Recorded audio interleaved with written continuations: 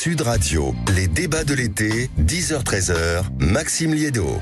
Très heureux de vous retrouver pour vos grands débats de l'été. 1h30 de discussion, de débats, d'échanges et surtout, évidemment, avec vous, auditeurs de Sud Radio 0826 300 300. Et vous avez aussi la parole sur l'application et les réseaux sociaux. Le programme des débats, la loi du plomb revient, mais par la cuisine cette fois-ci. Plus de 400 chefs ont pris la parole dans le journal Le Monde pour dénoncer la loi du plomb. Nous faisons un métier pour nourrir, disent-ils, certainement pas pour empoisonner.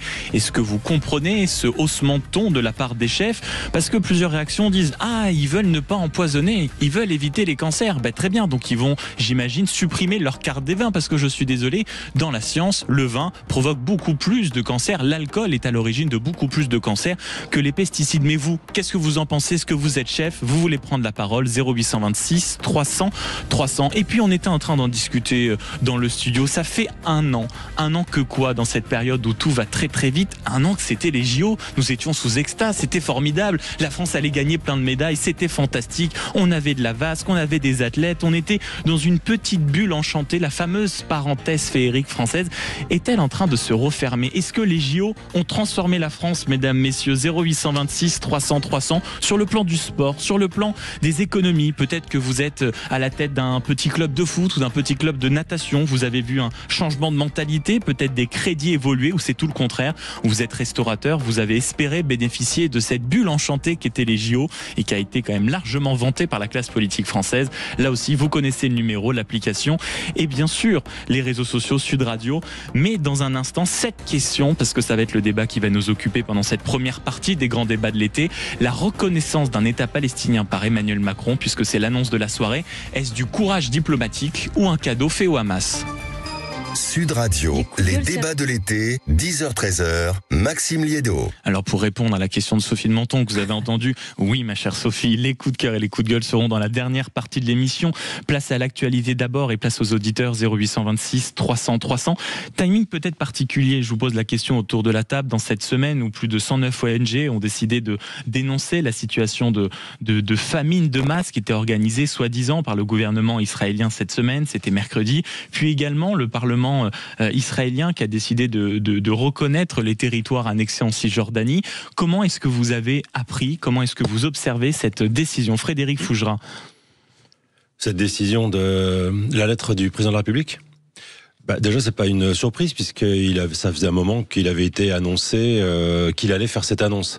La seule chose que moi, qui personnellement, en tant que communicant, me surprend, c'est de faire un courrier et une publication sur les réseaux sociaux pour annoncer qu'on va annoncer formellement à la rentrée devant les Nations Unies une proposition qui est une proposition pour essayer de bouger les choses. En réalité, après, on peut rentrer dans le détail de la proposition, mais quand on critique le fait qu'on tente de faire quelque chose, c'est quand même le résultat de « il ne se passe rien, une situation est bloquée, tout ce qui a été entrepris ou fait est un échec, les otages sont toujours pas libérés, la situation sanitaire s'aggrave, donc est-ce qu'on ne fait rien ?» Ce qui permettra aussi éventuellement après de reprocher que rien n'a été fait, ou est-ce qu'on tente quelque chose? Donc il y a plusieurs sujets dans le même sujet, le timing, la proposition et la prise d'initiative. L'actualité ne devrait pas empêcher la politesse que je n'ai passée. Frédéric Fougera, président de Tenkan Paris, agence de communication, auteur de Anthologie de la com, Sophie de Menton, chef d'entreprise et présidente du mouvement éthique. Bonjour et merci d'être avec nous, ainsi que Jean-Philippe Dugoin-Clément, maire UDI de Mennecy et vice-président de la région Île-de-France. Est-ce que vous êtes d'accord avec ce que vient de dire Frédéric Fougera, Sophie de Menton, à savoir que sur le timing peut-être que, mais... Je suis d'accord et j'aimerais qu'on ait un petit peu de nuance dans nos propos, de compréhension des situations. Tout est devenu... on se jette sur Macron. De toute façon, quoi qu'il fasse, il éternue, c'est un crime contre l'humanité. Oui, je suis tout à fait d'accord. Est-ce que c'est le bon moment? Est-ce qu'il fallait le dire maintenant? Alors maintenant, on vous dit c'est parce qu'il n'y a plus d'Assemblée nationale, ils sont en vacances. Ensuite, donc on a une espèce de regard faussé qui est embêtant sur des problématiques qui sont essentielles. Alors, la réalité, c'est que effectivement, on est tous bouleversés parce qu'on voit des enfants affamés qui n'ont pas de nourriture et ce qui se passe à Gaza est effondrant. Personne n'a été capable de faire quoi que ce soit. On s'aperçoit que même l'ONU, quand elle livre de la nourriture, ça n'arrive pas. Donc, il y a d'abord, moi, ce problème humanitaire qui me touche en premier. Ensuite de ça, c'est très compliqué parce que qu'est-ce que ça peut être qu'un État palestinien ? Et ça, c'est vraiment quelle frontière, comment, où, qui serait à la tête de ça, soit un vieillard corrompu, soit le Hamas. Le Hamas qui s'est réjoui d'ailleurs, hein, qui a salué l'annonce du président de la République française. Forcément. Alors maintenant, il y a autre chose et j'ai pas bien compris. Netanyahou a dit qu'il se donnait le droit d'envahir la Cisjordanie. Il y a eu un vote au Parlement israélien hier, parce qu'une majorité de députés ont voté un appel à l'annexion de la Cisjordanie occupée. Et c'était avant la déclaration ou après la déclaration ? C'était avant la déclaration de Macron. Et c'était de toute façon un texte qui n'a pas de valeur de loi. D'accord. Mais bon, c'est vrai que quand on déclare ça, c'est 500 000 colons israéliens actuellement au milieu de 3 millions de Palestiniens. Absolument. Donc ça pose problème. Moi, je pense qu'effectivement, il est assez cohérent. Alors aussi ridicule. On s'offusque de ce que le président a dit ça parce que Mélenchon dit bravo. Bon, alors maintenant, quand Mélenchon dit qu'il fait beau et qu'il fait beau, voilà. Mais le vrai problème, c'est qu'il est en train d'aller dans le sens de ce que disent. C'est sûr que quand les premiers à réagir de façon positive, c'est le Hamas et LFI, on peut douter de la pertinence de la décision. 0826 300 300. Juste avant de rejoindre le camarade Samy au standard Jean-Philippe Dugoin-Clément, comment vous observez ce qui a été quand même un séisme diplomatique de la part du président de la République hier? Il y a beaucoup de choses là-dedans, beaucoup ont été dit. Déjà le fond et la forme. Moi, je trouve toujours surprenant d'avoir ce type d'annonce par un tweet de la part d'un président de la République qui n'a plus de majorité. Il n'y a aucun débat gouvernemental, aucun débat politique, aucun échange avec les chefs de parti, aucun débat dans les chambres, à l'Assemblée ou au Sénat. Donc pour moi, c'est un vieux sujet en même temps. Oui, mais enfin, je trouve quand même que la façon d'annoncer est surprenante, particulièrement quand on est un président qui n'a plus de majorité. C'est vraiment une question de forme. Je peux me permettre une interruption, et juste pour aller dans le sens. Une erreur de communication, de mon point de vue. Le président a dit « la France va ». Il aurait peut-être plutôt dû dire « je vais prendre l'initiative de fermeture de ma parenthèse ». Mais on est parfaitement en face. Je trouve vraiment la forme curieuse. Après, sur le fond, la question des deux États, ça a été toujours la position de la France. Qu'on parle de Jacques Chirac, qu'on parle de François Mitterrand, qu'on parle de l'histoire gaulliste de ce pays, ça a toujours été une solution à deux États. Et donc aller vers une logique de dire on reconnaît deux États, très bien, c'est pas quelque chose qui renverse la table. Le problème aujourd'hui est double. D'une part, c'est les otages qui ne sont toujours pas libérés, et c'est une situation humanitaire avec des enfants qui meurent de faim à Gaza. Et dire que au mois de septembre, c'est de dire au mois de septembre, de manière unilatérale, je prendrai la décision de reconnaître dans 3 mois, ça ne va pas répondre à cette urgence.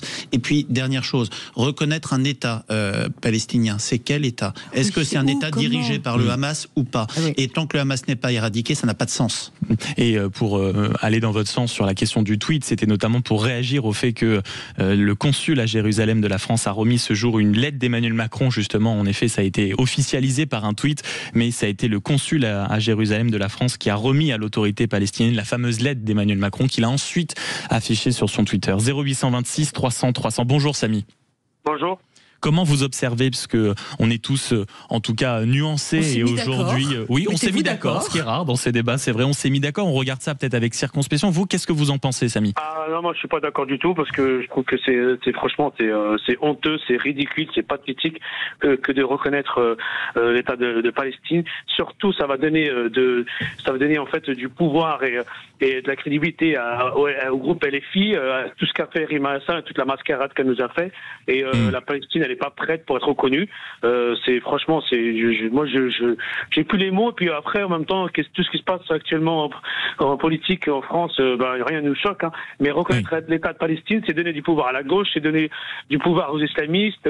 Et ça y est, la France va tomber. Vous, c'est ça qui vous frappe davantage, peut-être, Samy, plus que le sens du timing du président de la République, plus que le choix, plus que le moment. Vous, c'est véritablement les conséquences que ça peut avoir en France, c'est-à-dire un pouvoir exact. Voilà. C'est ça qui vous interpelle. C'est ça, ouais, complètement. On n'est pas prêt. Et puis en fait, moralement, psychologiquement, une certaine partie de la gauche aura gagné. Donc là, déjà qu'on a des drapeaux palestiniens un peu partout, et puis avec des heurts et des incivilités. Donc imaginez avec à la rentrée ce qui va se passer. On n'est pas du tout prêt, pas du tout. Franchement.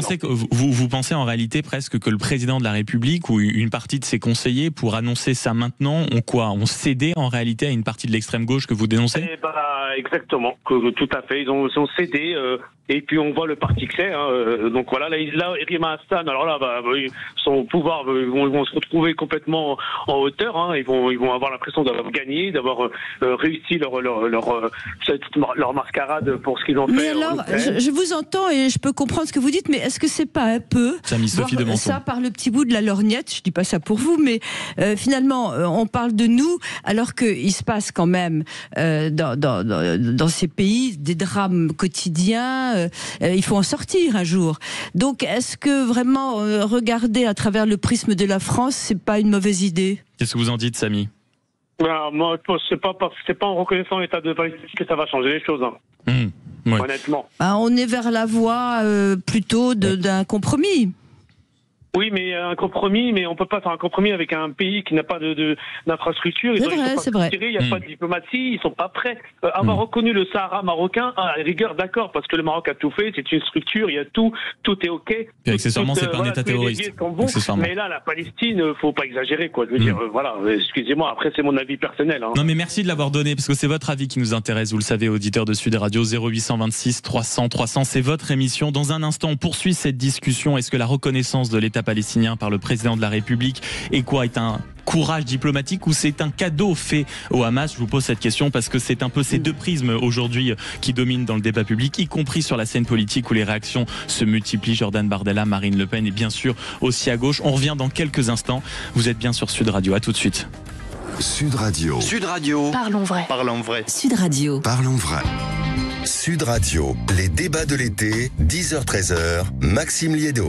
On poursuit la conversation sur la reconnaissance de l'État palestinien par le président de la République Emmanuel Macron, Jean-Noël Barrot justement, qui fustige les oppositions à la critique facile en disant que c'est un cadeau fait au Hamas. Et au contraire, il dit pas du tout, c'est l'histoire de la France que cette reconnaissance. Il ne voulait pas la reconnaissance de la Palestine. Nous l'avons fait. Nous prenons le parti de la paix plutôt que le parti de la guerre.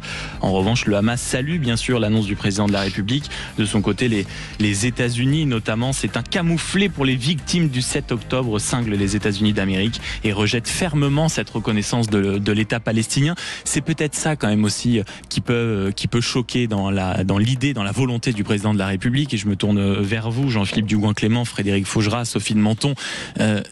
Le 7 octobre, c'était hier le 7 octobre, avec 1250 civils tués, avec un massacre absolument inouï, et peut-être que beaucoup ont l'impression de se dire on a déjà oublié les conditions qui encore il y a quelques semaines prévalaient pour la reconnaissance de l'État palestinien, le désarmement du Hamas, une volonté démocratique, la libération des otages, là pour des raisons qu'on n'explique pas tellement, ne sont plus respectées, Sophie de Menton. Mais est-ce qu'on pourrait quand même faire la différence entre la Palestine et le Hamas ? Parce que là, il y a une confusion générale. Le Hamas, il est très content, parfait, parce qu'il est encore dans la bande de Gaza et qu'il gère cette bande de Gaza. Mais quand même, je crois que les Palestiniens maintenant sont de plus en plus opposés au Hamas sur la bande à Gaza. Et moi, c'est mon problème. Si on parle Hamas, il faut exterminer. Voilà. Mais si on parle Palestine, il faut exterminer. Pas. Non. Enfin, le Hamas, oui. Mais la Palestine, non. Et donc c'est très compliqué. Je veux dire, voilà, on peut pas encore une fois voir des enfants pas nourris, des gens qui meurent pour essayer d'accéder à la nourriture. C'est des gens c'est pas le Hamas. Donc c'est là, moi, je dois dire que il est extrêmement difficile de se faire rationnellement une opinion sur ce sujet. D'ailleurs, le monde entier est divisé. Il y a les autres pays limitrophes qui sont concernés, la possibilité d'envahir la Cisjordanie, c'est terrifiant. Donc cette partie du monde est incompréhensible, y compris par contre le Qatar qui est du côté des États-Unis et de l'Occident. Enfin, je vois pas comment on peut s'en tirer. Et cette reconnaissance, je ne comprends pas très bien ce qu'elle veut dire. On aimerait, mais on voit ça dans 10 ans, un État de Palestine apaisé, la Californie selon Trump. Oui, bien sûr, oui, c'est ça. Mais je dois dire que c'est très très difficile. Il y a peut-être aussi le président de la République lui-même, peut-être qu'un autre président reconnaissant cet état-là aurait fait un peu moins politique, parce que c'est l'ambiguïté d'Emmanuel Macron. Est-ce que quelqu'un est capable de me résumer la ligne du président de la République et au-delà, la ligne de la France sur ce sujet depuis les attaques du 7 octobre? On condamne, rappelez-vous, l'Iran, on condamne pas, enfin on condamne ses frappes, on n'y a pas participé, mais on sait pas ce qu'on fait, mais c'est pas bien. Et rappelez-vous aussi au moment des boycotts de certaines industries israéliennes, au moment du salon du Bourget, c'est-à-dire qu'il y a eu tellement d'événements gouvernement. C'est un peu le refus du commerce, Emmanuel Macron, là. C'est très compliqué à suivre. Je ne sais pas ce que vous en pensez, Jean-Philippe Dugoin-Clément, mais est-ce que vous, en tant que politique quand même un peu aguerri, vous comprenez le en même temps macroniste sur ce sujet ? Ça rend les choses assez difficilement lisibles. Quand on prend depuis le 7 octobre, il y a eu un nombre de revirements ou de changements de position ou de changements de pied extrêmement important de la part de la voix de l'État français. À un moment, c'était je rappelle, après le 7 octobre, le président proposait de lancer une grande coalition pour aller éradiquer militaires, pour aller éradiquer sur le modèle de ce qu'on avait fait en Syrie contre Daesh. On a eu des changements de pied un peu permanents sur le sujet, ce qui nuit à la lisibilité d'une politique de l'État. Après, quand même deux choses. La question des deux États, c'est la question historique qui a toujours été défendue par la France. Quand j'entends Marine Le Pen et l'extrême droite qui va à Canossa, à genoux sur la tombe du général de Gaulle pour essayer de récupérer un héritage gaulliste, dire que c'est quelque chose d'odieux, le général de Gaulle a toujours défendu deux États. La position gaulliste de la France, ça a toujours été deux États. Et on a une extrême droite aujourd'hui qui ne cherche qu'une chose, c'est à mettre de l'huile sur le feu, comme l'extrême gauche avec LFI d'ailleurs. On est face à des extrêmes qui se nourrissent des problèmes, qui sont des pompiers pyromanes.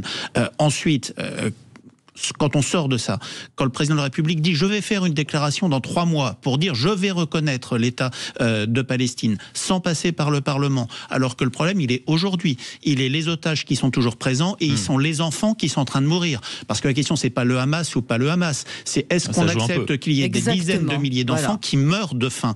Et la question elle est pas dans 3 mois, elle est aujourd'hui. Donc on voit bien qu'on est sur une démocratie communicationnelle qui se fait sur X ou sur Facebook, on n'est pas sur on répond pas à une urgence. Frédéric Fougera, justement, sur cette séquence qui dure quand même depuis le 7 octobre 2023, la lisibilité, la place de la France quand même sur ce sujet-là, comment vous l'analysez ? Déjà, la lisibilité, c'est celle qu'on lui donne, parce que si on transforme ou si on caricature les propos de tel ou tel sur un sujet aussi grave, déjà on porte une responsabilité terrible. Si on en revient à cette lettre communication du président de la République, il dit pas qu'il va reconnaître, il dit qu'il propose de reconnaître 2 États. Et reconnaître 2 États, c'est un objectif. Mais avant l'objectif, il y a un long chemin à parcourir. Et ce chemin, il le rappelle. D'abord, il rappelle que l'urgence, c'est la guerre. Mais qui, en France, va dire non, il faut pas cesser la guerre, il faut continuer. Il dit que les priorités, immédiatement, c'est un cessez-le-feu. Ensuite, ou en parallèle, la libération des otages et une aide humanitaire massive. Qui affirmerait qu'il ne faut pas libérer les otages? Qui affirmerait qu'il ne faut pas cesser le feu? Qui affirmerait qu'il ne faut pas apporter de l'aide humanitaire? Et pourquoi cette aide humanitaire n'est pas apportée? Alors, c'est une vraie question. Elle est apportée, mais elle est apparemment manifestement détournée. Elle est manifestement arrêtée, mais enfin, avec la puissance du monde entier. Si on reste sur le sujet pour ne pas s'évaporer dans l'émotion, il demande de garantir la démilitarisation du Hamas, et pour sécuriser et reconstruire Gaza, et ensuite et enfin seulement de pouvoir peut-être envisager de bâtir un État de Palestine, mais avec encore des conditions, toujours cette démilitarisation et une pleine reconnaissance d'Israël de la part de cet État palestinien. Est-ce que je peux m'égarer dans l'émotion? Le chemin est très très très très long avant d'arriver à cette reconnaissance. Avant vous égariez où vous vouliez, notamment dans l'émotion, ma chère Sophie de Menton, simplement pour rebondir sur ce que disait Frédéric Fougera par rapport à Israël qui bloquerait l'aide alimentaire, parce que c'est de ça dont est accusé l'État israélien. Non, j'ai dit le Hamas qui la détourne. Non, il y a le Hamas qui le détourne, mais aussi Israël, selon les ONG, qui bloquerait cette certaine aide alimentaire. Le président israélien Isaac Herzog est allé sur place avant-hier en disant que ceux qui tentent de saboter cette aide, en effet, ce sont le Hamas. Nous respectons le droit international. Sophie de Menton. Je disais qu'il fallait s'égarer de temps en temps dans l'émotion, parce qu'il y a quand même une urgence. Vous avez parfaitement raison, Frédéric. Ce sera résolu dans 2-3 ans au mieux. Mais aujourd'hui, je pense que tous les pays du monde civilisés ne peuvent pas supporter de voir des gens qui meurent pour avoir un bol de riz. Donc, je ne comprends pas qu'on n'ait pas la force mondiale d'aller permettre cette alimentation et cette aide alimentaire. Je ne comprends pas. Personne ne le comprend. C'est la question, et visiblement c'est surtout sur place que ça se passe, notamment parce qu'Israël refuse l'accès aux journalistes à certains territoires de Gaza, et qu'accessoirement, en effet, même des journalistes, notamment l'AFP, il y a 2 jours, qui disaient que les derniers reporters de Gaza qui nous apportent de l'information sont en train de mourir précisément de famine. Donc la situation est éminemment complexe, et je remercie encore le camarade Samy de nous avoir appelé pour nous partager son émotion, son indignation tout à l'heure au 0826 300 reconnaissance. reconnaissance d'un État palestinien par Emmanuel Macron, coup diplomatique ou alors cadeau à Hamas? Vous êtes évidemment partagé sur les réseaux sociaux. C'est pas un cadeau à Hamas quand même. Mais beaucoup de gens le pensent. Et par exemple, regardez ce que dit Marine Le Pen à l'instant sur son compte Twitter. Reconnaître aujourd'hui un État palestinien, c'est reconnaître un État Hamas et donc un État terroriste. Il n'y a dans ce geste aucune fidélité à l'histoire de la France, bien au contraire, et encore moins un gage de paix pour Israël. Et malheureusement en tout cas, les différentes réactions vont quand même dans ce sens-là, en passant par Christian Estrosi, Jordan Bardella, d'où, à mon sens, peut-être la réaction en demi-teinte de Jean-Noël Barrot qui explique que c'est tout le contraire et que c'est la volonté de reconnaître la Palestine, ça va contre le Hamas et que c'est un pas de plus vers la paix. On peut dire les deux. Mais si on sait lire le français, il n'y a rien de tout ça dans la lettre du président de la République. Il n'y a rien de tout ça dans le président de la République, mais vous savez comment sont les sujets en France, mon cher Frédéric Fougera. Non, comment est la presse peut-être écoutez, là, c'est visiblement quand même beaucoup les politiques qui commentent, qui font monter le sujet. Et peut-être aussi que les ambiguïtés de la France, avec un grand F sur ce sujet-là depuis le début, n'aident pas à avoir un peu de sérénité sur le sujet. Jean-Philippe Dugouin-Clément, maire UDI de Mency et vice-président de la région Île-de-France, Frédéric Fougera, président de Tenkan Paris, l'agence de communication, auteur d'Anthologie de la com, et Sophie de Menton, chef d'entreprise, présidente du mouvement éthique. On revient dans quelques instants pour se poser cette question. Les 400 chefs ont pris leur plus belle plume entre deux plats préparés dans leur cuisine pour dire que la loi du plomb c'était non. Leur métier c'est nourrir, mesdames, messieurs, certainement pas d'empoisonner. Est-ce qu'ils jouent les faux culs ou est-ce qu'au contraire ils ont raison de se mobiliser et de sortir de leur silence, de leur tablier blanc? On en discute dans quelques instants. Vous voulez réagir? 0826 300 300. À tout de suite. Sud Radio. Sud Radio, parlons vrai. Parlons vrai. Sud Radio. Parlons vrai. Sud Radio, les débats de l'été, 10h-13h, Maxime Liédo. Toujours en compagnie de Sophie de Menton, chef d'entreprise, présidente du mouvement éthique, Frédéric Fougera, président de Tenkan Paris, l'agence de communication et auteur de Anthologie de la com, et Jean-Philippe Dugouin-Clément, maire UDI de Mency et vice-président de la région Île-de-France. Un numéro, amis auditeurs, 0826 300 300 pour réagir à ces chefs qui ont décidé de troquer le tablier contre la plume et d'écrire une tribune dans Le Monde. Plus de 400 chefs pour s'indigner contre la loi du plomb.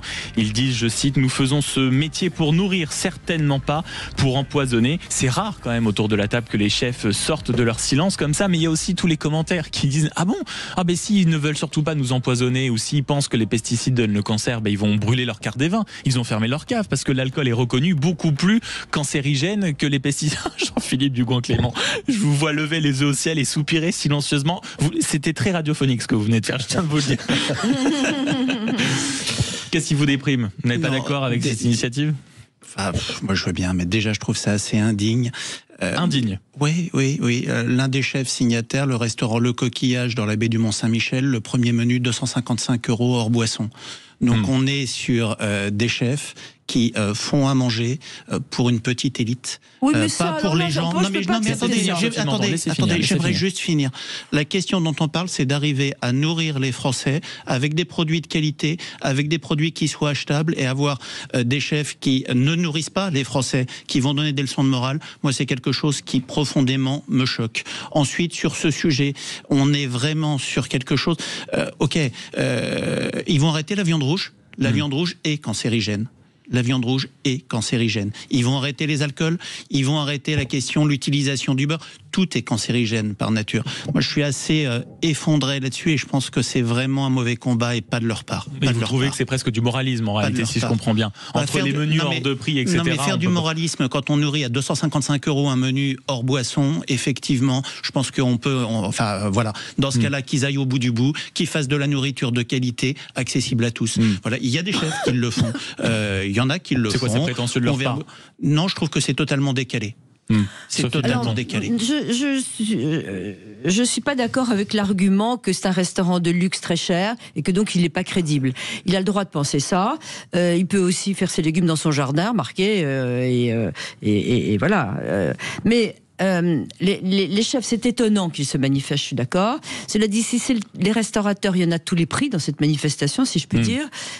Donc ils se manifestent. Moi je trouve ça étonnant et moi ce qui me choque le plus c'est l'absence totale de rationalité.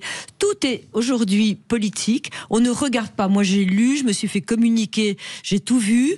Non, ce nicotinoïde n'est pas dangereux pour la santé, il est beaucoup moins, vous l'avez dit, que tout ce qu'on peut consommer par ailleurs, alcool, tabac, tout ce qu'on veut.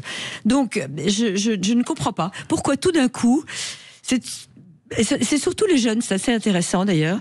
C'est d'ailleurs ce que disent les chefs. On est obligé de préparer un peu le terrain pour les générations futures qui, quoi qu'il en coûte d'une certaine manière, veulent manger différemment, veulent vivre différemment. Par ailleurs tranquillement dans leur coin, mais tout d'un coup cette espèce de... L'antigénisme de Sophie de Menton. Oui, ils polluent dans leur coin. Non, ils sont pas très rationnels, ils sont complètement... Il y a un côté woke, il y a un côté à la mode, on a peur pour la planète, ils sont éco-dépressifs. C'est une mode pour vous?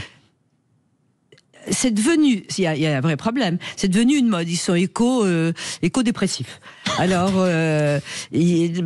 donc ils ont décidé, moi je regarde ça, si on supprime, si on ne vote pas cette loi, on ne pourra pas produire, donc beaucoup moins. On a vu ce qu'il en était pour les betteraves, etc. Les agriculteurs ne peuvent pas produire. Donc qu'est-ce qu'on va faire? On va importer de toute l'Europe ou d'ailleurs des produits qui auront été traités avec cet insecticide et qui sont donc néfastes pour nous. Mais il faut quand même rappeler que la loi Duplon ne permet en réalité de lever l'autorisation sur un néonicotinoïde que pendant un bout de temps avec énormément de dérogations, mais qui est autorisé partout ailleurs en Europe. Donc c'est quand même ce pourquoi plaident nos agriculteurs. Je tiens quand même à vous souligner, chère Sophie, que ce coup de gueule part et cette tribune est à l'initiative quand même du chef Jacques Marcon, où il dit: avec cette loi vous êtes érigé, accuse-t-il en prenant les signataires de cette loi, en porte-parole de l'industrie agroalimentaire qui privilégie une agriculture intense et néfaste pour les générations futures. Donc par curiosité, je suis quand même allé voir la maison Marcon avec un menu tout à fait accessible en effet pour 240 €. Donc peut-être que ce sont des chefs qui ont les moyens, on va dire, de sélectionner les clients. Frédéric Fougeret, est-ce que vous êtes écolo-dépressif? Moi je suis pas du tout écolo-dépressif, mais ce qui me déprime, c'est l'opportunisme de l'émotion du moment. Voilà. Je trouve que ces chefs, en fait, jouent le jeu du tout politisé, tout conflictualisé, en faisant l'amalgame des sujets et en méprisant les gens, quelque part, d'une certaine façon. Moi, ce qui m'amuse, c'est si vous allez dans la rue et que vous demandez à des gens, est-ce que vous acceptez de faire un blind test, est-ce que vous acceptez d'absorber, sans le voir, du monoxyde d'hydrogène? La majorité des gens vont vous dire non, ça a l'air d'être un produit dangereux, voilà. Sauf qu'il s'agit seulement d'eau. Bah oui. Voilà. Donc quand on parle de pesticides au lieu de parler de produits phytosanitaires, quand on cherche à jouer sur les peurs, évidemment on y parvient, c'est beaucoup plus facile puisque ça nous touche et on préfère par précaution. Et les chefs ont été entraînés par ça. Mais qu'est-ce que ça leur rapporte? Je comprends pas. Mais peut-être que c'est justement un enjeu d'image. Tenez, on va poser la question. Même leur faire perdre des clients. Mais oui. Mais on va poser la question à Fanny Giancetto, premier label de restauration durable en France. Bonjour. Bonjour. Merci beaucoup d'être avec nous. Je voulais vous prendre au téléphone après qu'on ait entendu tout le monde autour de la table. Vous êtes le premier label de restauration durable en France. J'imagine donc que vous saluez cette tribune des grands chefs.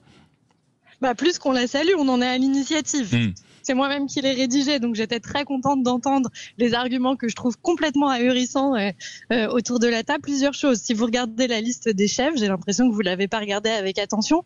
On a tout type de chefs. On a de la restauration collective, on a des cantines scolaires qui ont signé, on a le groupe Elior qui a signé, qui livre plus de des millions de repas tous les jours. Donc on n'est pas seulement à des chefs avec des repas à plus de 250 €. Et la raison pour laquelle on a eu un emballement et plus de 400 chefs qui ont signé, chefs en réalité c'est restaurateurs et acteurs du milieu de la restauration, donc collective et commerciale, c'est tout simplement parce que comme tous les citoyens, tous les jours, ils entendent des informations en effet déprimantes, en tout cas choquantes sur l'état de notre alimentation aujourd'hui. Je vous donne plusieurs exemples parce que nous, on y est confrontés tous les jours. Oui. L'eau, on a entendu, on le sait, aujourd'hui elle est contaminée au PFAS, il y a même dans certaines communes, elle n'est plus potable aujourd'hui. Ils nous appellent, ils nous disent qu'est-ce qu'on fait en fait? Est-ce qu'on filtre notre eau? Comment on la filtre? Avec quel filtre? Est-ce qu'on repasse à l'eau minérale alors qu'on s'était passé de l'eau minérale? Pareil, avant-hier, l'ensemble des laits, 83% des laits, sont contaminés au dioxyde de titane. Donc qu'est-ce qu'on fait? On enlève les laits? Et puis les résidus de pesticides, c'est pareil. Donc en fait, c'est symbolique cette loi Duplon. C'est la goutte d'eau qui fait déborder le vase d'un système alimentaire qui aujourd'hui ne nourrit personne. Si vous entendez notamment. Mais est-ce que vous ne craignez pas, pardonnez-moi Fanny Giancetto, c'est intéressant ce que vous dites. Nous ici, notamment à Sud Radio, on a eu beaucoup d'agriculteurs qui disaient oui, peut-être que cette loi n'est pas parfaite, d'accord, mais en attendant, ça nous pénalise par rapport à tous les autres pays européens. Voilà. Et là, les chefs, et vous avez le droit, heureusement, d'être en désaccord avec ce qui a pu se dire autour de la table. En revanche, peut-être faut-il aussi entendre l'argument qui est que si évidemment, parce que j'ai contrairement à ce que vous insinuez, la liste des signataires sous les yeux, bien sûr qu'il y a de tout, mais peut-être qu'il est un peu plus facile pour les grands chefs avec des menus très chers, on va dire de de passer ce coup de gueule, même en termes de visibilité, de légitimité, plutôt que les autres. Vous voyez ce que je veux dire? Vous comprenez cet argument? Peut-être la tentation de la plupart des chefs d'aller dans le sens du vent. Vous avez sorti certains arguments. Est-ce que ce n'est pas aussi une petite tendance dans laquelle ils veulent s'engouffrer, eux? Moi, j'y crois pas. Je crois qu'ils sont convaincus. Sinon, ils auraient pas signé parce qu'ils font particulièrement attention à leur image, en effet, et qu'en plus, ils sont médiatiques, donc ils peuvent porter des voix. Ensuite, sur les agriculteurs, c'est quand même les premiers partenaires. En réalité, quel serait le risque pour un chef de signer cette tribune? Il n'y en a pas. Parce qu'au contraire, tout le monde vous dit vous êtes pour l'écologie, c'est super, vous êtes contre les pesticides. Non, la preuve, on vous entend autour de cette table, vous n'avez pas l'air d'être d'accord avec eux. Non, au contraire, oui, c'est ça, c'est la démocratie.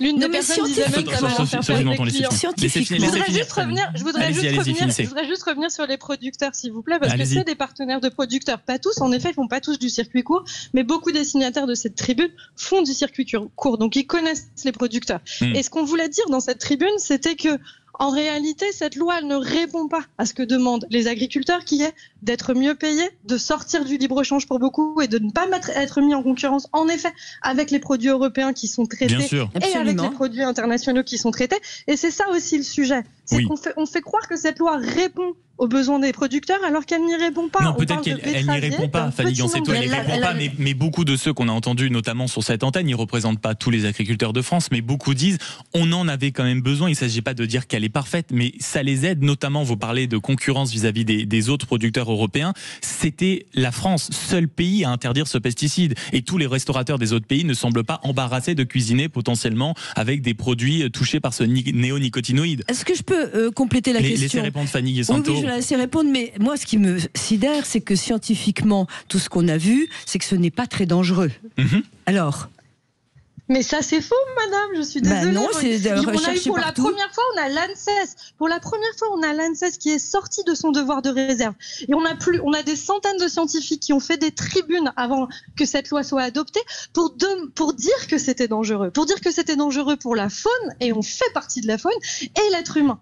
Donc non, c'est dangereux. C'est dangereux comme les 350 molécules qui existent aujourd'hui dans notre environnement, 350 000 molécules chimiques qui existent aujourd'hui dans notre environnement. Fanny Gansetto, vous savez aussi qu'il y a des directeurs de recherche à l'INSERM qui disent que c'est justement précisément sur un vide scientifique, mais en tout cas, là, on ne va pas rentrer dans ces débats, mais que c'est précisément à cause d'un vide scientifique que certains ont pu faire croire que c'était dangereux et que sur les produits sur la santé, si vous voulez, les pesticides, sur les cancers en France, ça représente 0,2% des cas. Donc c'est peut-être pas le sujet. Mais ce qui est quand même fascinant dans cette histoire, c'est qu'on a une agriculture alternative, qui est l'agriculture biologique, qui se passe de ces pesticides-là, et qu'on fait comme si elle n'existait pas, qu'il n'y avait pas d'alternative, et qu'on ne pouvait pas accompagner les agriculteurs vers cette agriculture biologique. En fait, c'est ça que vous avez voulu faire, peut-être, Fanny Gansetto, par rapport à cette tribune et tous les chefs. Est-ce que c'était plus qu'un message sur les pesticides qui est aussi important, mais tirer la sonnette d'alarme en disant, en réalité, les agriculteurs et les chefs, vous devez travailler main dans la main, précisément pour aller vers une agriculture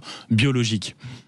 Oui, c'était pour porter un autre message, parce qu'en effet, certains agriculteurs aujourd'hui n'arrivent pas à s'en passer, on les entend beaucoup, mais d'autres arrivent à s'en passer, et nous, on a eu énormément de messages d'agriculteurs depuis cette tribune qui nous disent merci de porter cette voix différente. En réalité, aujourd'hui, nous, on y arrive, et il faut montrer qu'on y arrive sans.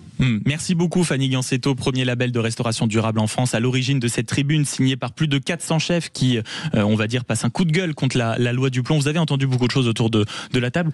Elle a peut-être raison aussi, Fanny Gansetto, en disant oui, peut-être que ça, pardonnez-moi, ça embête, pour rester poli, quelques personnes, mais en réalité, c'est dans un certain sens de l'histoire. C'est un peu ce qu'elle dit, c'est-à-dire que les chefs n'auraient pas sali leur image.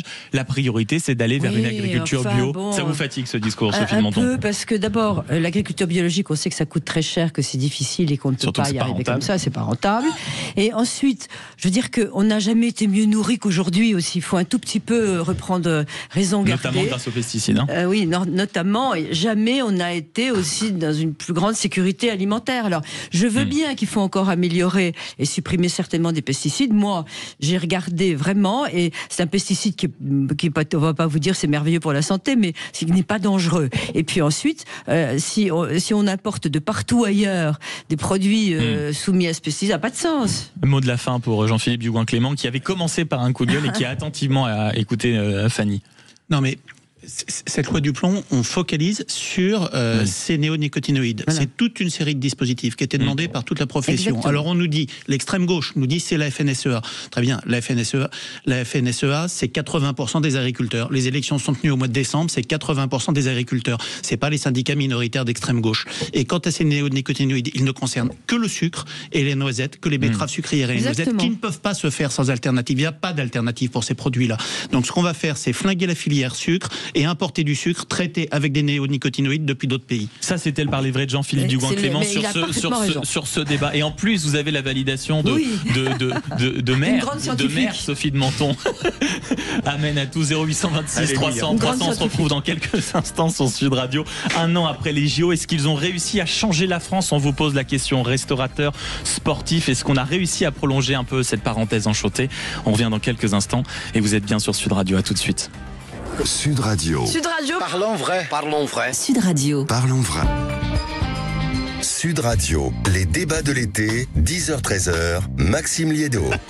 0826 300 300, la bonne humeur est présente dans le studio de Sud Radio en compagnie de Jean-Philippe Dugouin-Clément, Frédéric Fougerat, Sophie de Menton. Et on va réussir peut-être par cette bonne humeur à recréer une parenthèse enchantée. Parce que demain, et c'est quand même fantastique, c'est là on voit que la France, et ce beau pays, a quand même un problème avec le passé. Est-ce que vous savez que demain, le 26 juillet, c'est un jour pour se souvenir des Jeux Olympiques? Donc il y aura sur Paris une succession d'événements. Ah, jour férié peut-être. Sophie de Menton, vous êtes inspirée, je le savais.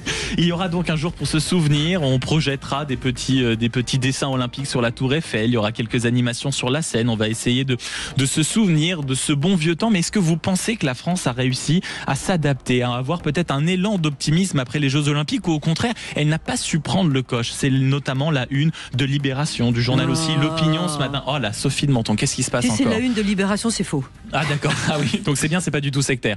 C'est voilà. ça qui est pratique. C'est simple. On sait quand on lit Libé, on sait ce qu'on va lire. Mais c'est plutôt intéressant, c'est le fait que par rapport à tout ce qui avait été demandé pendant le JO, les investissements dans le sport, les 300 millions d'euros qui avaient été promis qui seront finalement moins, la baisse des budgets, le désenchantement généralisé, le plan équipement du président de la République, les 5000 équipements, on n'a pas vu le jour, ce sera soi-disant fin 2026, l'Agence nationale du sport qui... Donc, quoi, c'est pas vrai? Je veux dire, il y a beaucoup de choses. Ils ont raison, on peut pointer tout ce qui n'a pas été donné, puisque d'abord on est complètement fauché.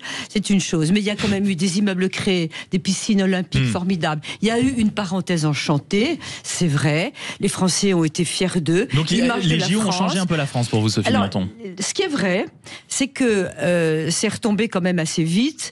C'est vrai que les retombées économiques, quand on voit les restaurateurs pendant cette période-là, ils ont beaucoup souffert. Et il n'y a pas eu... Mais après, ils l'ont un peu rattrapé. On a des touristes comme on n'en a jamais eu. Malheureusement, on a des touristes pauvres. Nous, ils ne dépensent pas en France. Bon, ça, c'est pas de bol.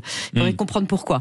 Mais voilà, encore une fois, c'est complètement excessif. Oui, on a réussi les Jeux Olympiques, malgré des spectacles honteux par certains moments. Ah, voilà. Quand même. On y est.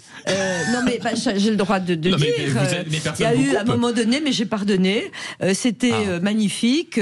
On y a réussi. On a des athlètes formidables. Il y a une sécurité qui a été mise en place exceptionnelle. J'aimerais bien qu'elle continue. Donc non, on ne peut pas dire tout ça. Oui, il y a une déception parce que c'est vrai que ça n'a pas libéré la France. Enchantée. Et il faut savoir que on a fait sauter tous les obstacles qui permettaient d'installer tout ce qu'il fallait installer, et que ces obstacles, les complications, ont été juste bloqués pendant les Jeux Olympiques, et tout est retombé. Et on moi, je comprends que tous ceux qui ont eu des grandes promesses des ministres des Sports successifs, du président de la République, en disant, rappelez-vous, de cette phrase, on va faire de la France une grande nation de sport, réinvestissement dans les piscines. Sophie, un peu quand même, pas du tout, visiblement, parce qu'on sait dans les budgets. Jean-Philippe Dugouin-Clément, est-ce que pour vous, les JO ont réussi à changer la France en bien sûr? Les Jeux, ça a été un mois, vous l'avez dit, 2 mois avec les Paralympiques, 2 parenthèses enchantées, avec du positivisme, avec un petit peu d'optimisme. Après, ça n'a pas changé les fondamentaux d'un pays qui n'a plus de gouvernement, qui n'a plus de majorité à l'Assemblée, qui est en état de quasi-faillite. Donc quand on a dit ça, il y a des réalités qui reviennent à rattraper les choses derrière. Sur la trace des JO, le projet même des JO, c'était d'être des Jeux Olympiques sobres, c'est-à-dire d'assez peu créer de grandes infrastructures. On n'a pas bien vu financièrement la sobriété. Mais Si. Par rapport aux JO de Londres, par rapport à ce qui a pu être fait au Brésil ou en Grèce, c'est des JO dont l'intégralité du dossier reposait sur le fait d'utiliser de l'existant. Et en fait, quand on sort de la piscine et du village olympique, il y a eu assez peu, et le bassin de Vers-sur-Marne, mais il y a eu assez peu d'infrastructures de créer. Donc de ce point de vue-là, oui, il n'y a pas forcément une trace majeure qui reste. Après, ça a montré que ce pays, quand on le veut, est capable de casser les normes qui nous entravent. Le problème, c'est qu'on n'a pas été au bout d'aller supprimer, d'aller dénormer. Que ce pays, lorsqu'on le veut, est capable de ramener de la sécurité, capable de ramener de la positivité, et ça c'est important. Et puis par contre, dernière chose, et là moi, je fais ma parenthèse municipale, vous voyez, ce que je regrette un petit peu, c'est que actuellement le débat, c'est de dire est-ce qu'on va supprimer le passe-sport. Le passe-sport, c'est la possibilité que donne l'État d'amener un peu d'argent à des familles dont les enfants sont modestes pour permettre de faire du sport. Et ça, 1 an après, jour pour jour, quasiment des Jeux Olympiques, je crois que c'est quelque chose d'extrêmement grave. Alors moi, dans ma commune, on a créé, et j'aimerais que toutes les communes le fassent, un chèque sport culture universel. Non, nous on amène, et je le finance, j'amène 160 euros, j'amène ma commune, j'amène 160 euros à chaque enfant de 6 à 16 ans pour pratiquer une activité sportive. Et effectivement, ça je suis fier de le faire. L'intention est bonne, mais on n'a plus d'argent, c'est niette. Eh bien, on arrive à le financer. Mais chaque maire, on arrive à le financer. La politique de toutes les communes, Sophie de Menton. Frédéric Fougera. D'abord, le premier impact des Jeux, ça a quand même été celui qui a permis à la France un peu de se rassurer d'elle-même. Parce que dans notre pays de grincheux, de haineux, avec les difficultés que chacun peut traverser, mais aussi l'état d'esprit est souvent très négatif, finalement, ça a été effectivement une parenthèse. Mais pour moi, ça n'a pas été qu'une parenthèse enchantée, parce que je pense qu'il y a une grande durabilité dans tout ce qui a été fait. Oui, il n'y a pas énormément d'équipements sportifs qui ont été réalisés, mais il y en a beaucoup qui ont été rénovés. Alors, ça concerne essentiellement la ville de Paris, mais c'était les Jeux de Paris. Donc ça, c'est quand même... On se baigne dans la Seine. C'est quand même des investissements. Non, je voudrais éviter de rentrer dans la caricature, Sophie. Après l'émotion, je rentre dans la caricature. Après, on pourra prendre les cas particuliers. Mais il y a énormément de gymnases, de piscines qui ont été rénovées pour ces Jeux à Paris. Donc voilà, c'est un booster énorme. Sauf si Jean-Philippe me corrige, il y a aussi des infrastructures qui ont été mises en place pour ces Jeux, même si certaines ne le sont pas encore. Je pense à la ligne 14 qui va jusqu'à Orly et le Charles de Gaulle Express qui n'est malheureusement toujours pas encore inauguré, mais ça a bien été fait en prévision des Jeux. Donc ça fait quand même partie de l'héritage. Après, il y a eu une déception, notamment économique, notamment de la part des restaurateurs qui n'ont pas vu un effet immédiat, même voire un effet négatif au moment même des Jeux. Mais cet effet, il arrive maintenant et il sera mesurable. Mais sur les 10, les 15 prochaines années, c'est pas juste une question de premiers mois. On voit déjà que les Jeux ont modifié les flux saisonniers. L'afflux de tourisme n'est plus celui qu'il était. Il est beaucoup plus constant et permanent. Donc ça, c'est des choses qui vont se mesurer dans le temps. Donc tout ça, c'est à vérifier. Cet impact éco est à mesurer, mais qui est pas d'impact, on peut pas dire qu'il n'y a pas d'impact, mais il va s'inscrire dans le temps. Puis sans doute des déceptions, notamment financières. Rappelez-vous, on avait appris que les JO avaient été en excédent de 76 millions d'euros et bim, la Cour des comptes repasse par là. Finalement, ça nous a coûté 6 milliards. Donc de ce côté-là, je pense qu'il y a peut-être eu un sentiment comme ça de vague et de haut le cœur, mais justement sur ces deux chiffres qui ne doivent pas être comparés. Il y a le coût des Jeux en eux-mêmes et c'est là où il y a un déficit, et il y a ce qu'ont rapporté les Jeux à côté. Voilà. Non, mais c'est pas des chiffres qui doivent se comparer ni il faut prendre les deux pour ce qu'ils sont. Ah oui, les deux pour ce qu'ils sont, mais la Cour des comptes a des personnels de grande qualité. Oui, le petit clin d'œil, il y en a renforce les équipes. C'est ça. Non, mais en revanche, je comprends la déception de beaucoup. Rappelez-vous, sans rire, je pense qu'on a oublié, parce que je crois qu'on a un Alzheimer précoce en France. Rappelez-vous, les déclarations politiques, on n'en pouvait plus. La France doit être une grande nation sportive, c'est extraordinaire, on va miser la leçon des... Mais non, c'est pas... Oui, mais c'est normal quand on donne suite, Sophie de Menton, on peut pas se permettre dans ce pays d'être le pays des déclarations, des petites paroles en politique internationale, en politique intérieure, en politique sportive. Je pense que c'est frustrant. Non, mais ça, c'est précisément le personnel politique qui est responsable de tout ça. Ah oui, mais pas que. Baptiste, bonjour. Bonjour. 0826 300 300. Bonjour mon cher Baptiste, merci beaucoup de nous appeler sur ce sujet. Est-ce que pour vous, de ce que vous pouvez regarder, est-ce que la France, est-ce que les JO ont réussi à changer un peu la France? Est-ce que nous sommes devenus une grande nation de sport? Alors, avant de parler des JO, parce qu'évidemment c'est le sujet, juste pour répondre à Sophie de Menton, qui est un peu comme comme un roquet, comme ça répète, on est fauché, on comme n'a un pas de roquet, thune, enfin. Personne, comme un perroquet si vous préférez. C'est pas mieux. Il n'y a pas de thune, pas pour tout le monde. Hein. Je rappelle quand même que la fortune des milliardaires, elle a augmenté 2000 milliards de dollars en 2024. Là, c'est le perroquet, là. Milliardaires par semaine.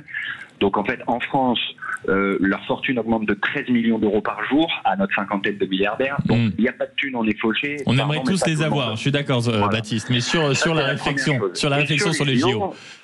On n'était pas un grand pays de sport, on n'est toujours pas un grand pays de sport, on n'a pas de politique dédiée au sport. À part quelques équipements qui ont été construits dans le 93, la France, qui devait bénéficier des JO, n'a pas du tout bénéficié des JO. Nos sportifs sont toujours livrés à eux-mêmes. On ne fait pas plus de sport à l'école et on n'investit pas plus dans le sport. Donc, non, vous, c'est ce que vous observez sur les infrastructures, sur les... Oui, il y a eu effectivement, il y a des infrastructures sportives qui ont été construites dans le 93. Elles sont très peu publiques. Hein. Il y a ça aussi, c'est-à-dire que l'Adidas Arena, c'est super, hein, mais l'Adidas Arena, tout le monde n'y va pas. Voilà, ça le problème, c'est que tout le monde ne va pas jouer au basket à l'Adidas Arena. Les piscines, on verra. Le village olympique qui a été transformé en logement, il faudra voir un petit peu en quel type de logement ça se transforme. Si c'est des logements inaccessibles, ça ne profitera pas aux habitants du 93. Donc je pense qu'en vrai, ça va profiter à la France. C'était l'argument facile pour dire on va claquer 6 milliards d'euros pour les JO. Voilà. Vous regrettez que ça ne se soit pas fini pour peut-être une politique plus accessible à tout le monde, que ce soit sur les infrastructures et notamment dans les déceptions. Je pense notamment au sport paralympique avec un désengagement excessif de beaucoup de sponsors où ça avait été la promesse pour beaucoup de clubs et pour beaucoup de sportifs aussi, bien sûr. Et on en a reçu à cette période sur Sud Radio qui tout d'un coup a des espoirs peut-être douchés et tombés comme un soufflet parce que derrière, ça n'a pas suivi suffisamment, Baptiste. Hein. Vous avez raison d'aborder ce sujet-là, et moi, je voudrais aller même plus loin là-dessus, parce que en fait, il se trouve que depuis quelques mois, je suis devenu papa, et que du coup, je me balade beaucoup en transport en commun avec une poussette. Et je découvre stupéfait, je savais qu'on était très en retard sur l'accessibilité dans les transports, etc. Mais je découvre avec stupéfaction le nombre de stations de métro qui sont accessibles aux personnes à mobilité réduite. Donc en gros, moi c'est simple, hein, quand je me balade seul avec ma fille, je peux porter la poussette, y compris dans les escaliers, ça va. Mais par contre, si ma femme se balade seule avec la poussette, c'est impossible. Et il y a une vingtaine de stations à peine, je sais pas si on se rend compte, hein, on est quand même la France, il y a une vingtaine de stations où on peut aller du quai à la rue avec une poussette. Et ça avait été, rappelez-vous, ça avait été aussi un sujet, notamment sur les villages olympiques et dans les transports pendant les JO. Merci beaucoup, mon cher Baptiste, de nous avoir appelé au 0826 300 300. C'est vrai aussi ce qu'il dit Jean-Philippe Dugouin-Clément, notre ami Baptiste, en disant, mais enfin, c'est super, mais beaucoup a été construit, il y a peut-être beaucoup de montagnes qui ont été déplacées, mais finalement, qui en bénéficie? Oui, c'est fait pour les gros matchs et tout le monde ne peut pas y accéder. C'est peut-être la sensation de ne pas pouvoir accéder à la belle image qu'on nous a montrée pendant des mois. Mais bien sûr, ce que je vous disais, c'est les équipements qui ont été faits, c'est des équipements ponctuels liés aux JO. Là où il y a un véritable gain, c'est sur la question des infrastructures de transport, où il y a eu pour le coup des centaines de millions d'euros d'investis et qui bénéficient à tout le monde. Quand on parle de la 17, quand on parle du Carrefour Pleyel, quand on parle de la ligne 14, effectivement, on est sur quelque chose qui a été porté dans ce cadre-là, qui a été accéléré avec ce cadre-là, et où là, il y a un retour pour tous les Français au quotidien, à minima pour tous les Franciliens, ce qui fait quand même 20% de la population. Puis la deuxième chose, c'est le miroir, l'effet publicité mondiale que ça a fait pour le pays, et là qui est durable. Cette année, alors que le tourisme tombe partout en Europe, on est le pays le moins impacté par la chute du tourisme, parce qu'il y a aussi eu cet effet vitrine mondiale.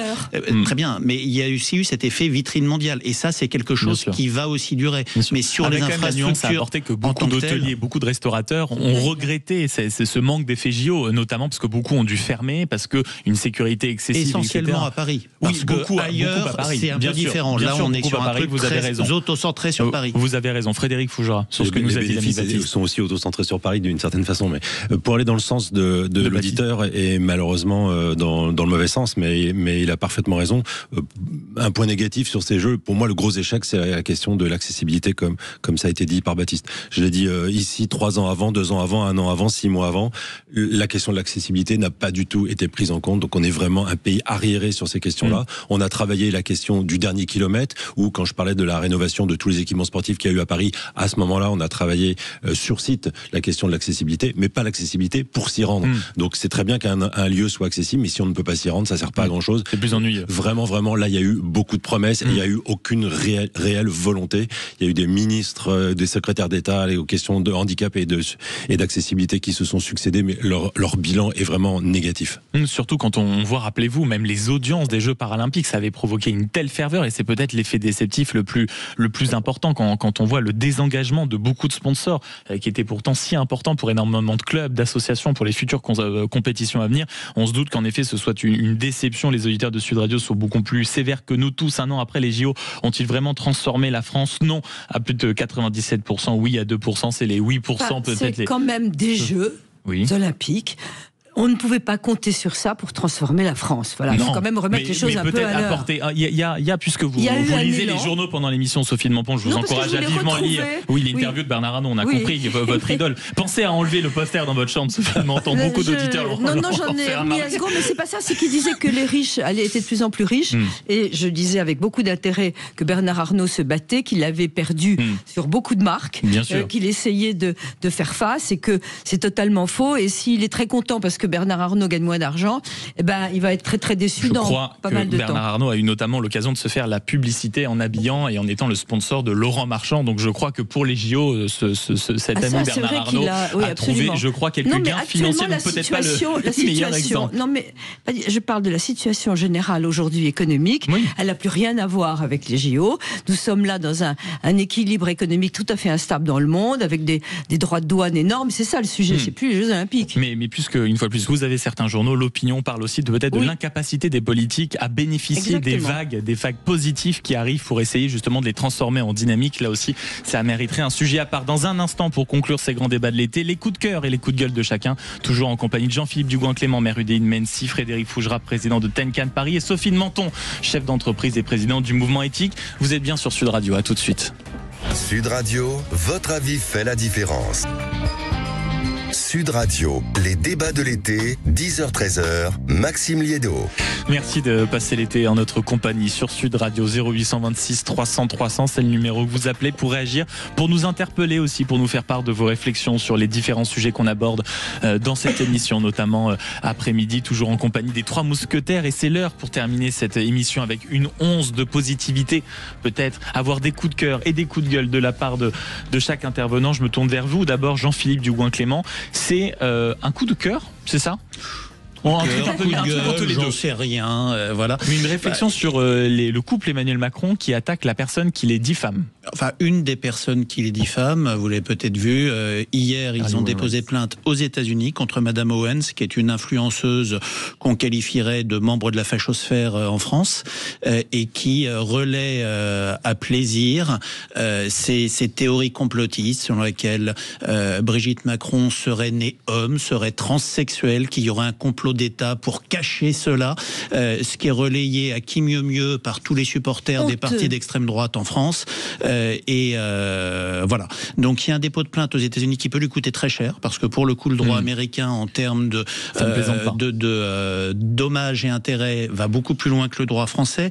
Mais au-delà de ça, ce que je trouve absolument dingue, c'est cette montée des complotistes. Il y a de ça 50 ans, ces personnes auraient été enfermées dans des asiles. Aujourd'hui, elles ont pignon sur rue, elles sont relayées, elles ont des dizaines de milliers de followers.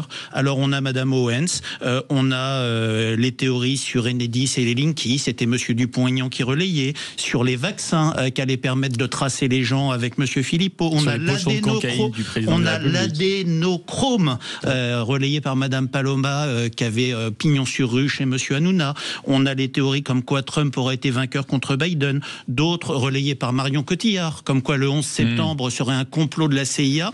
Et on est aujourd'hui dans un monde où il n'y a plus aucun filtre, où la montée des réseaux sociaux, de l'absence de recul de la presse, fait que là où des gens relèvent de théories qui sont des théories de fous alliés.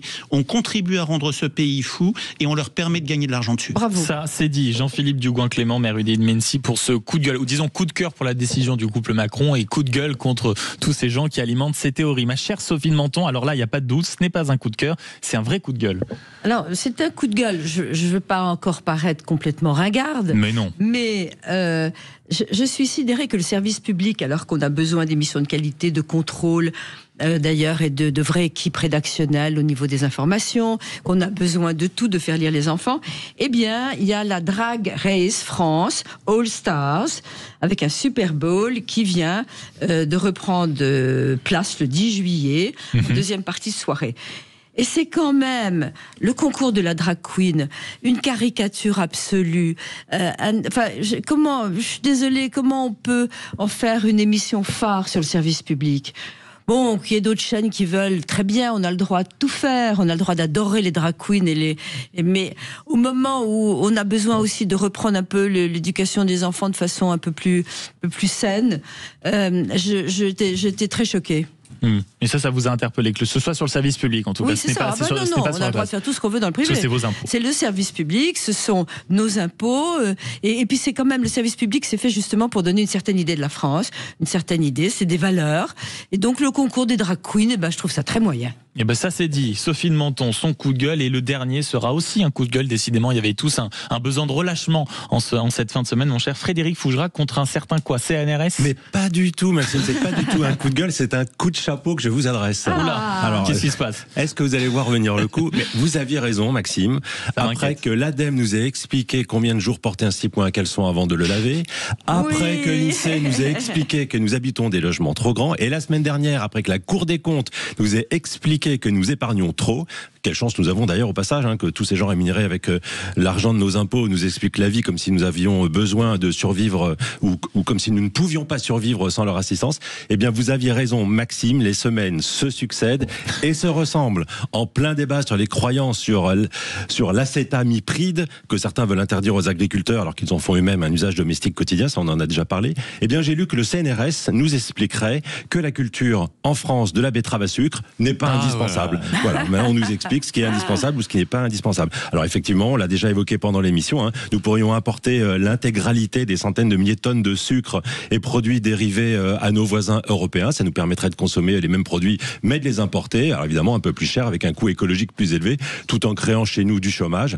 Tout ça me paraît très cohérent. Peut-être rendez-vous la semaine prochaine. Moi, je ne serai pas là, mais peut-être qu'il y aura notre ultra-administration, sauf si elle est en vacances. Ça nous fera du bien, mais sinon, avec vos prochains invités, je vous laisserai débattre de ces nouvelles injonctions qui nous seront adressées. On vous appellera, même sur votre lieu de vacances, on vous demandera un petit édito, mon cher. En tout cas, d'avance, vous aviez raison.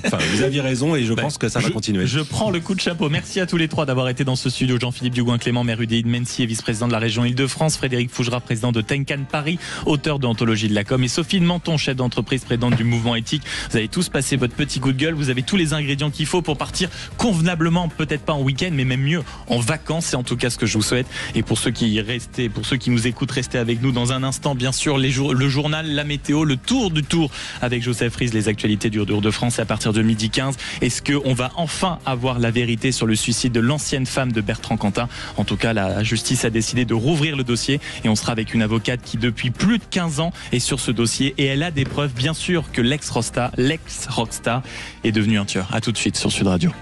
Sud Radio. Sud Radio. Parlons vrai. Parlons vrai. Sud Radio. Parlons vrai.